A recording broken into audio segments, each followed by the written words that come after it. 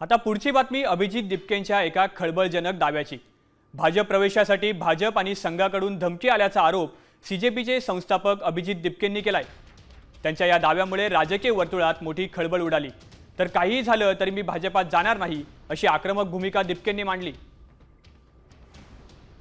त्यांचे ऑफर आले मला, किती ऑफर आले, मी जाणार नाही भाजपमध्ये। मला जर भाजपमध्ये जायचं असतं मी आधीच गेलो असतो। तुम्हाला ऑफर आली? चालू होतं, धमक्या आल्या होत्या की बीजेपी मध्ये सामील झाला तर बरे, नाही तर आंदोलन मागे घ्या, बरे नाही तर तुम्हाला ठोकू, आम्ही गोळ्या घालू। ही बीजेपीची प्रेमाचीच भाषा आहे, ही संघाची आणि बीजेपीची प्रेमाचीच भाषा आहे की तू ये नाही तर तुझं काहीतरी करून टाकू आम्ही। हे त्यांचं प्रेम हेच आहे। आई बाबांनाही चालू होतं, पण किती एका 30 वर्षाच्या मुलाला, नरेंद्र मोदीच्या तर मला वाटतं मी नातवाच्या वयाचा असेल, अमित शहाच्या नातवाच्या वयाचा असेल मी। तुम्ही तुमच्या नातवाच्या मुलांना अशा धमक्या देतात, लाज वाटली पाहिजे तुम्हाला। म्हणजे काय करताय तुम्ही?